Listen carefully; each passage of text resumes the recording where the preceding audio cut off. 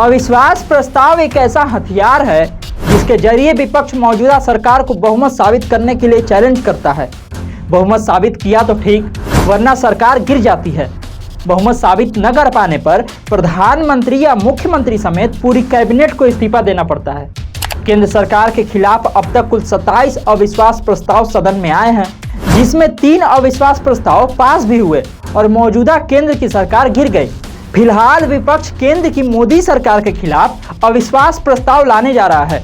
इस खबर में आपको हम बताएंगे उन सरकारों के बारे में जो गिर गई, साथ ही ये भी बताएंगे कि अविश्वास प्रस्ताव को लेकर मोदी सरकार की क्या स्थिति है। लेकिन सबसे पहले अविश्वास प्रस्ताव को विस्तार से समझेंगे।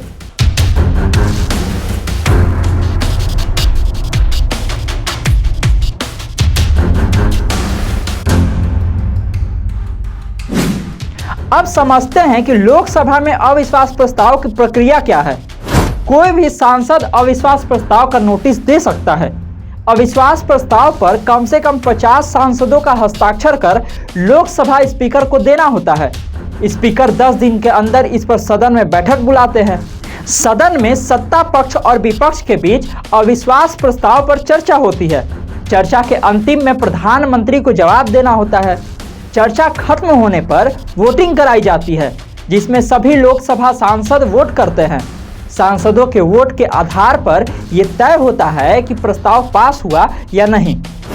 वैसे तो अब तक 27 बार अविश्वास प्रस्ताव आ चुका है, लेकिन बात करते हैं इसकी शुरुआत की। पहला अविश्वास प्रस्ताव भारत के पहले प्रधानमंत्री पंडित जवाहरलाल नेहरू के समय आया था। उनकी सरकार के खिलाफ साल 1963 में जेबी कृपलानी ने यह प्रस्ताव रखा था, जिस पर 21 घंटे तक चली बहस के बाद वोटिंग हुई। हालांकि ये प्रस्ताव फेल साबित हुआ। प्रस्ताव के पक्ष में सिर्फ 62 वोट पड़े, जबकि विपक्ष में 347 वोट पड़े। सबसे अधिक 15 अविश्वास प्रस्ताव का सामना इंदिरा गांधी की सरकार को करना पड़ा था। एक बार तो एक साल के अंदर ही 3 अविश्वास प्रस्ताव आए थे। वो साल था 1981 से 82 के बीच का। लेकिन कोई भी अविश्वास प्रस्ताव पास नहीं हुआ और इंदिरा गांधी हर बार अपनी सरकार बचाने में कामयाब रही।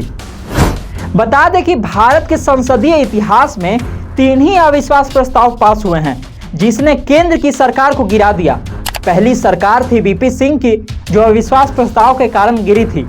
साल 1990 में उनकी सरकार के खिलाफ अविश्वास प्रस्ताव लाया गया था। उस वक्त राम मंदिर के मुद्दे को लेकर भाजपा ने वीपी सिंह की सरकार से समर्थन वापस ले लिया था, जिस कारण वो बहुमत साबित नहीं कर पाए। दूसरी सरकार साल 1996 में कांग्रेस के समर्थन से प्रधानमंत्री बने जनता दल के नेता एचडी देवगौड़ा की थी। साल 1997 में कांग्रेस ने समर्थन वापस ले लिया और अविश्वास प्रस्ताव में सरकार बहुमत साबित नहीं कर सकी।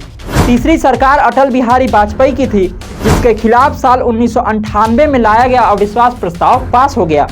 महज 1 वोट के अंतर से वाजपेयी की सरकार गिर गई थी। अब मौजूदा केंद्र की मोदी सरकार के खिलाफ विपक्ष अविश्वास प्रस्ताव लाने जा रहा है। लोकसभा स्पीकर ओम बिरला ने इसे मंजूरी दे दी है। जल्द ही चर्चा की तारीख भी तय हो जाएगी। बता दें कि ये दूसरी बार है जब मोदी सरकार के खिलाफ अविश्वास प्रस्ताव आने जा रहा है। इससे पहले मोदी सरकार के पहले टर्म के दौरान साल 2018 में यह प्रस्ताव आया था, जो बुरी तरह से फेल हुआ था।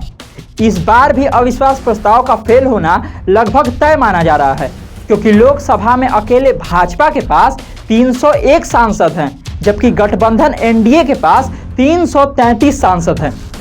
इस तरह की खबरों को देखने के लिए आप देखते रहिए पंचतत्व। धन्यवाद।